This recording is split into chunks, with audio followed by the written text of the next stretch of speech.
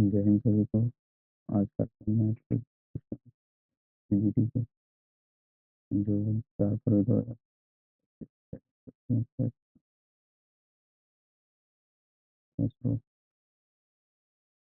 देखो, पहला क्वेश्चन है।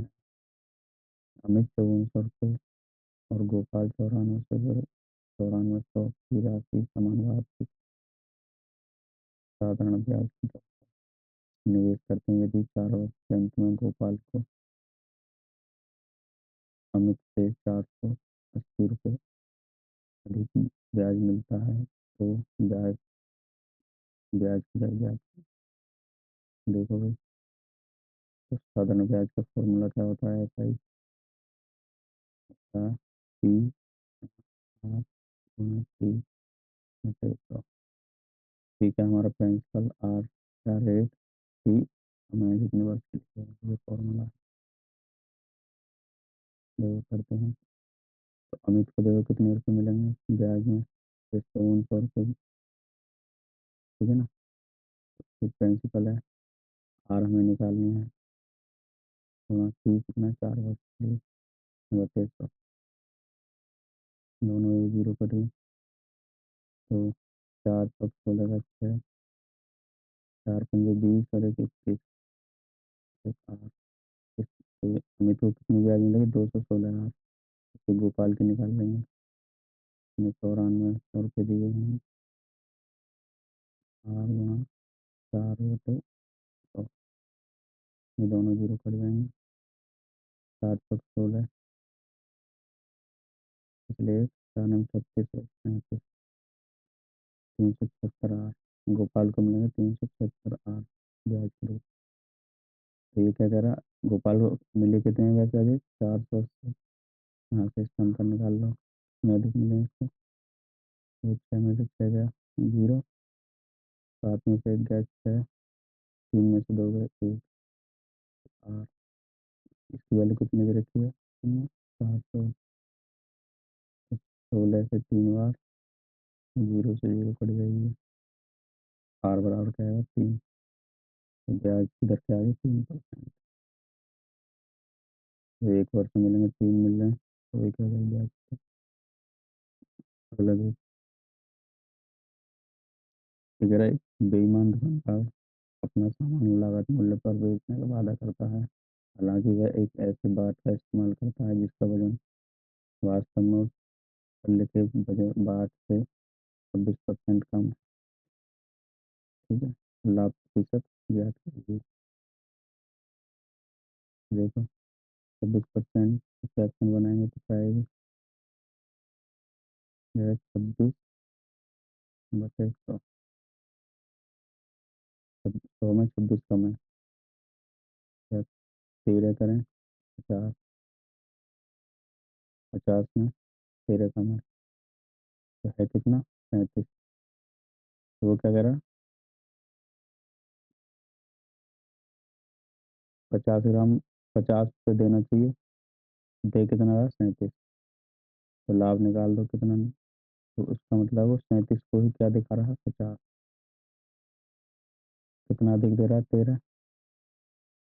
कितने पर? 37 पर। तो निकाल दो, प्रॉफिट परसेंट बराबर क्या हो जाएगा? 13 अधिक दे रहा है कितने पर? 37 पर। और 100 कर दो, या 3700 तो सॉरी 1300 बटे 37 काट दो इसे,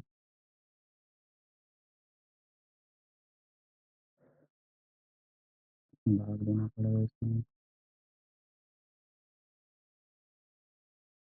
37 से जैसे 40 होता 3 बार जाता, 4×3 12, 3 बार गया 3 × 36 एक हाथ दो, 3 × 3 = 9 तो 11, तो 11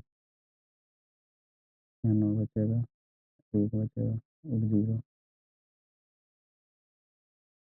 कितना होता? 37×185,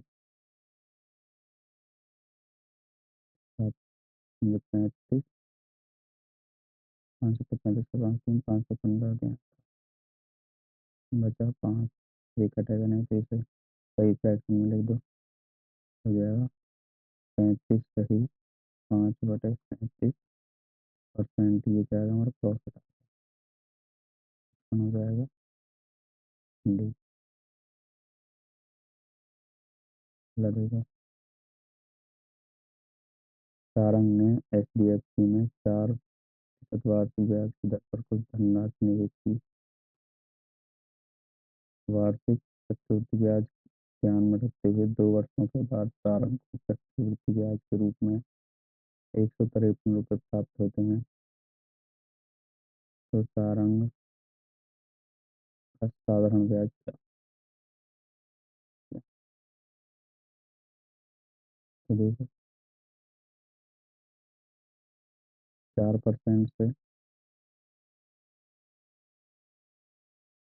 पहले वर्ष से 4% मिलेगा,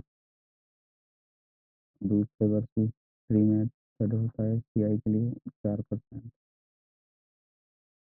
ठीक है, और इस बार मिल जाएगा 4 तक 16, 0.16 इतनी ब्याज अब मिल जाएगी।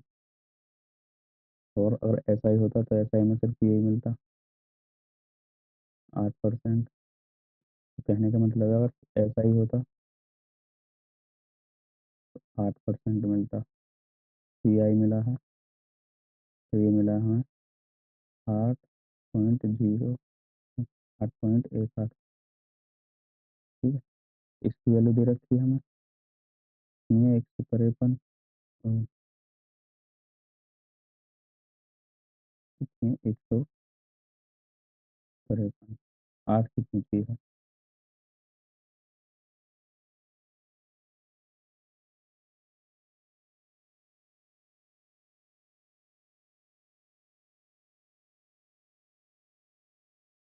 देखो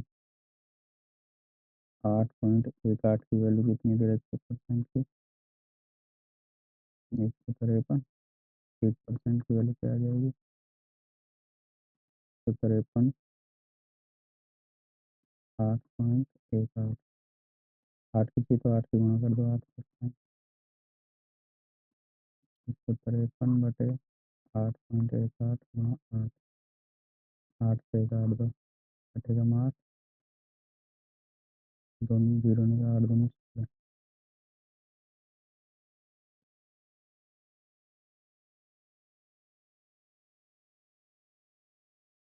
और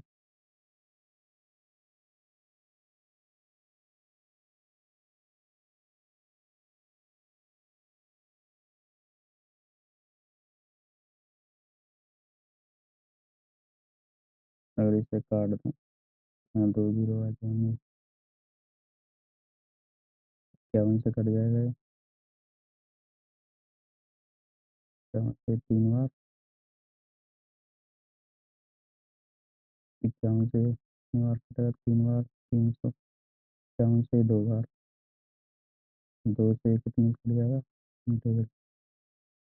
8% की ब्याज कितनी होगी हमारी, 150 रुपये।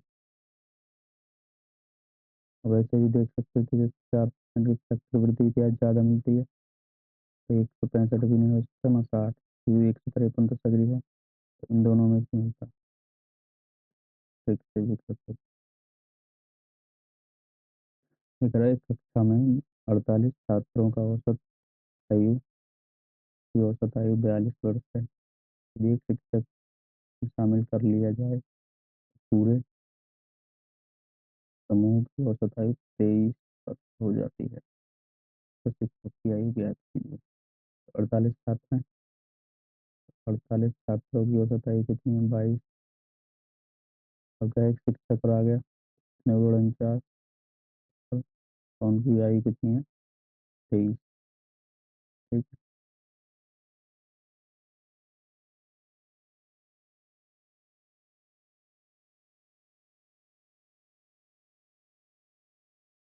तो देखिए इसमें इसकी गुणा कर दो, या तो सही से लिख दो 22+1। ठीक है,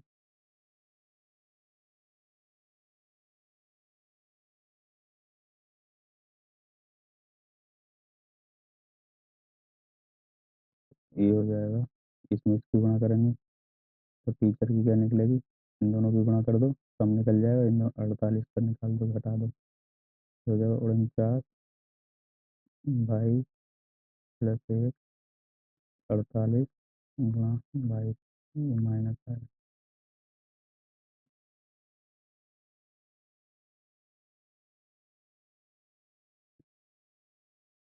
ये हो जाएगा 49 गुणा 22 प्लस 49, ये माइनस है 48 गुणा 22, तो ये 49 22 है, 48 22 है, तो यहाँ खाली 22 बचेगा, प्लस ये कितना 49, एक इधर जो 50 और 21 कितना हो गया 71, 71 वर्ष 21 आई है। देखो, दो ट्रेनें जिसमें से प्रत्येक 180 मीटर लंबी है, समांतर पटरियों पर 50 किलोमीटर प्रति घंटे और 70 किलोमीटर प्रति घंटे की गति से एक दूसरे की ओर बढ़ रही हैं, कितने सेकंड में वे एक दूसरे को पूरी तरह पार करेंगे। दो ट्रेनें मान लो ये है, हाँ, एक दूसरे को पार कब करेंगे, ये इधर आ जाए, तो टोटल दूरी क्या हो जाएगी, इन दोनों की लंबाई जो होगी, और वो सब पार चल देंगी, तो कैसे एक दूसरे को पार कर देंगे।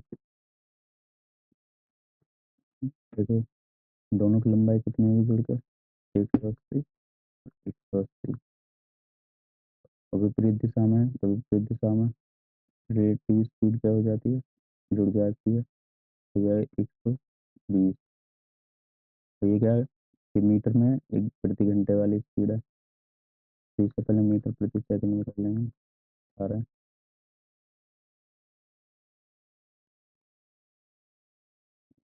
टाइम निकल रहा है, 360, 18 ऊपर चला जाएगा, बटे 120 गुणा 5, 12 से 3 बार, तो 18 की 54 बटे 5, टाइम कितना है, 50 ऊपर 10 बार चला जाता, 0.4 है, तो 0.8 40 होता है, इसमें इतने सेकंड में पार कर देंगे, तो ऑप्शन हो जाएगा अपना। देखो, राजेश्वर एक काम को 12 दिनों में, विक्रम 6 दिनों में और टाइगर 15 दिनों में पूरा कर सकते हैं। वे सभी मिलकर काम शुरू करते हैं, लेकिन राजेश्वर 2 दिन बाद काम छोड़ देता है, और विक्रम काम पूरा होने से 3 दिन पहले काम छोड़ देता है।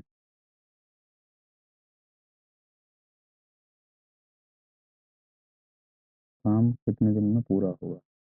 देखो, एक राजेश्वर है, एक विक्रम है, और एक 12 दिनों में पूरा कार्य करता है, 6 दिनों में, और 15 दिन। तो देखो, एल्शियम क्या आ जाएगा, 60, 12 से कटा, 5 से 30 ले गए, 30, 12 से 60, और हम 60 और 15, तो ये इनकी एफिशिएंसी आ गई। तो देखो,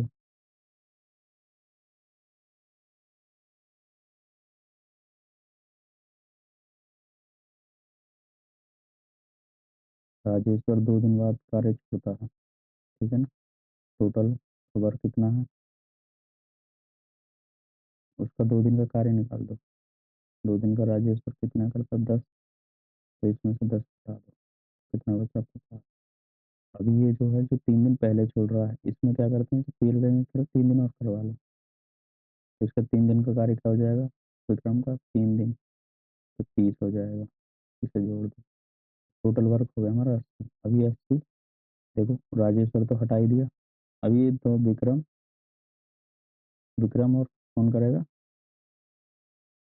टाइगर, तो टोटल काम कितना, 80, करना किससे, विक्रम और टाइगर से, तो टोटल एफिशिएंसी क्या हो जाएंगे, 14, 2 से काट दो 7, 2 से काट दो 40, 40/7 क्या हो जाएगा, 7×35, 5 40, कितने दिनों में वो कार्य को पूरा, ऑप्शन हो जाएगा अपना D।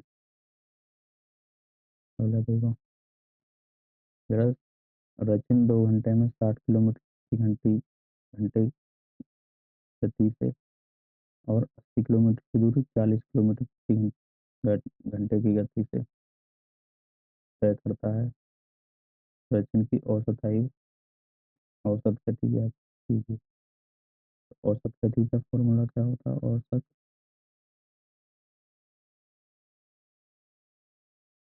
गति बराबर होता है कुल दूरी बटे कुल समय।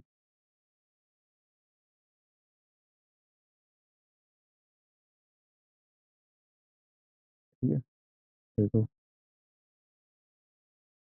एवरेज स्पीड निकाल दो, कुल दूरी निकालो। पहले क्या हुई, 2 घंटे चला 60 की स्पीड से, पहले तो 120 चला, प्लस 80 किलोमीटर की दूरी चला 40 से, हाँ 80 चलेगा, तो इसकी गुणा मारते हुए पता ना कि यहाँ तो अलग अलग टाइम और स्पीड है। यहाँ पहले दूरी स्पीड देखा चला, बट यहाँ कितने में, ये जो दूरी चली 2 घंटे में, 80 किलोमीटर 40 चला, तो यहाँ भी 2 घंटे लगेंगे।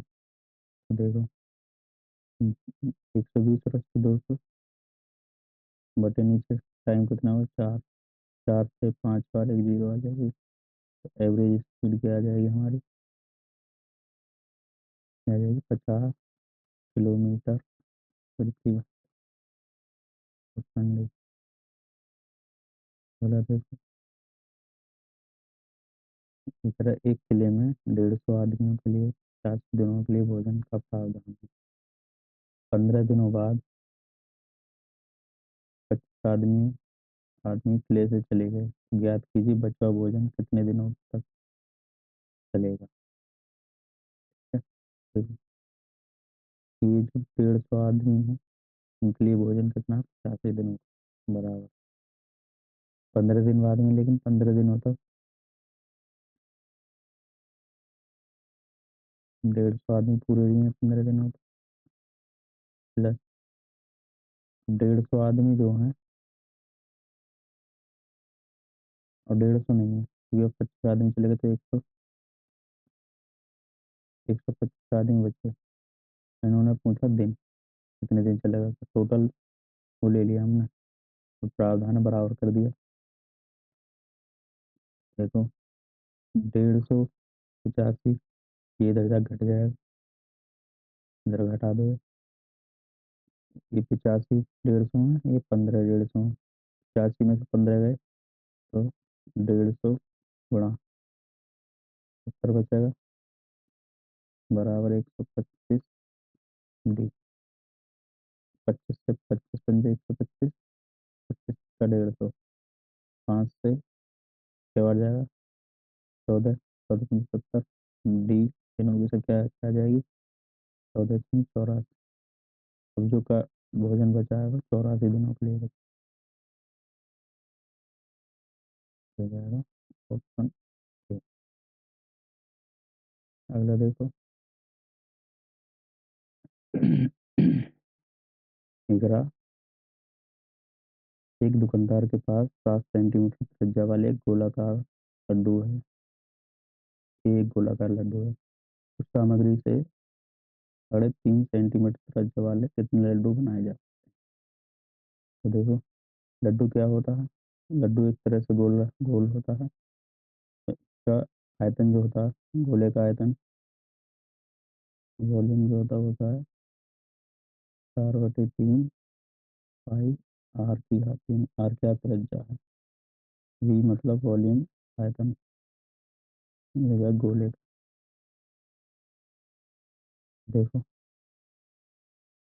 आयतन तो बराबर होगा लड्डू का दोनों तरफ, 4/3 पाई, आर कितना 7, 7 7 3 लिखेंगे तो 7 गुना 7 बराबर, वही 4/3 आएगा। हाँ, ये जो इसे 3.5 है, 7/2 कर लो, पाई पाई है गुणा 3 में 7, मान लो एन बनी है, एन 7/2, 7/2 तीनों साथ इससे कट जाएंगे, पाई से पाई कट जाएगा, 4/3 से 4/3 कट जाएगा। एक बचा यहाँ बचा एन गुणा 1 2 3 है ना, 2 की पावर 3 मतलब 8 हो जाएगा, 8 इधर जाएगा मल्टीप्लाई में, एन बराबर क्या आ जाएगा 8, तो बनेंगे 8। ठीक। या यहीं से वॉल्यूम का ट्रिक निकलती है, वॉल्यूम जो होता है समानुपाती होता है R की घात 3, इससे भी निकाल सकते हैं। जैसे जैसे रेडियस का अनुपात लेते हैं इन दोनों का, तो रेडियस का अनुपात क्या हो जाएगा बड़े वाले का छोटे का, बड़े की 7 है, इसकी 3.5 है, 3 से 2 बार कटेगा, 2:1 आ गया। ठीक है। अब पहले जो सज्जा का जो एक लड्डू है 2 का है, ये जो अब बनाने हैं वो 1 के बनाने हैं, तो वॉल्यूम बराबर होगा, वॉल्यूम क्या होता है R की घात 3, तो वॉल्यूम का अनुपात क्या हो जाएगा 2 की घात 3 8 और 1 की 1, तो अब कितने बन जाएंगे 1 सेंटीमीटर सज्जा के 8 लड्डू बन जाएंगे इस तरीके से।